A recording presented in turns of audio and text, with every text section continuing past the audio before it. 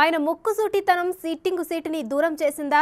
నిజాలు మాట్లాడినందుకే వైసీపీ ఆయన్ని దూరం పెట్టిందా? ఆ నియోజకవర్గంలో సొంత సామాజిక వర్గం ప్రాబల్యం ఉన్నప్పటికీ ఆ ఎమ్మెల్యేకి టికెట్ ఎందుకు దక్కలేదు?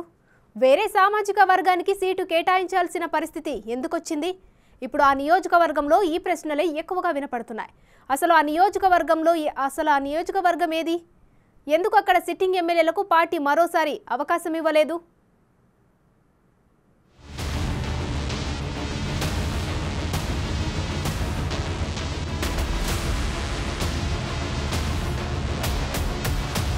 కృష్ణా జిల్లా మైలవరం ఎమ్మెల్యే వసంత కృష్ణప్రసాద్ ఇటీవల కాలంలో ఏపీ రాజకీయాల్లో అందరి దృష్టిని ఆకర్షిస్తున్న పేరు. గత ఎన్నికల్లో మైలవరం నుంచి వైసీపీ అభ్యర్థిగా అప్పటి వరకు ఓటమి ఎరుగని మాజీ మంత్రి దేవినేని ఉమాను ఓడించిన వసంత ఒక రకంగా కృష్ణా జిల్లా వైసీపీలో హీరో అయ్యారు. వసంత కృష్ణప్రసాద్ది రాజకీయ నేపథ్యమున్న కుటుంబమే. ఆయన తండ్రి వసంత నాగేశ్వరరావు ఎన్టీఆర్ హయాంలో టీడీపీ మంత్రిగా జిల్లాలో చక్రం తిప్పారు. తర్వాత టీడీపీకి దూరమయ్యారు.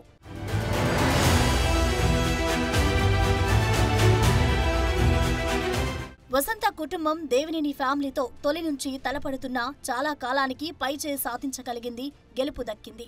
నందిగామ సెంటర్గా రాజకీయాలు చేసిన రెండు కుటుంబాలు అది ఎస్సీ నియోజకవర్గంగా మారడంతో మైలవరానికి షిఫ్ట్ అయ్యాయి. కమ్మ సామాజిక వర్గానికి చెందిన వసంత కృష్ణప్రసాద్ రియల్ ఎస్టేట్ వ్యాపారిగా ఆర్థికంగా కూడా బలంగా స్థిరపడ్డారు. ఆయన తొలి నుంచి కాంగ్రెస్తోనూ తర్వాత వైసీపీతోనూ సంబంధాలు కంటిన్యూ చేసుకుంటూ వచ్చారు.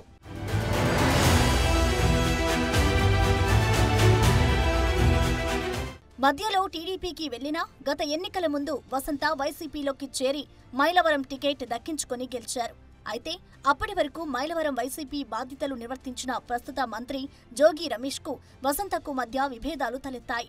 మైలవరంలో తన మనుషులకే నామినేటెడ్ పదవులను ఇప్పించుకున్న జోగి రమేష్ అధికారుల నియామకంలోనూ చక్రం తిప్పడాన్ని వసంత కృష్ణప్రసాద్ సహించలేకపోయారు. ఆ క్రమంలో ఇద్దరి మధ్య గ్యాప్ పెరుగుతూ వచ్చింది.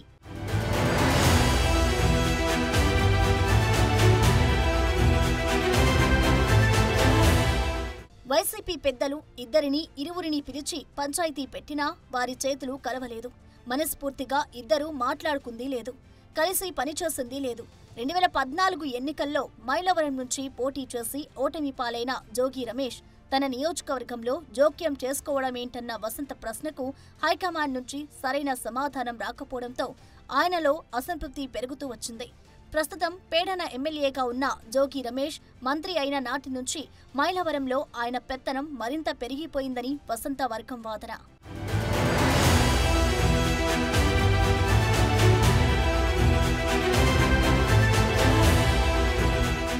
జోగి రమేష్ వర్సెస్ వసంత కృష్ణప్రసాద్ల ఆధిపత్య పోరులో వైసీపీ పెద్దలు జోగి రమేష్ పక్షానే ఉన్నట్లు కనిపించారు.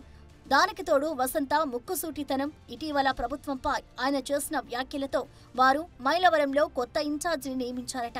2014లో చేసిన బీసీ కార్డు ప్రయోగాన్ని వైసీపీ వచ్చే ఎన్నికల్లో కూడా మళ్లీ మొదలుపెట్టింది. జోగి రమేష్ వర్గీయుడు మైలవరం జెడ్పీటీసీ యాదవ సామాజిక వర్గానికి చెందిన తిరుపతిరావుకి నియోజకవర్గ బాధ్యతలు అప్పగించాలని నిర్ణయించారట వైసీపీ పెద్దలు.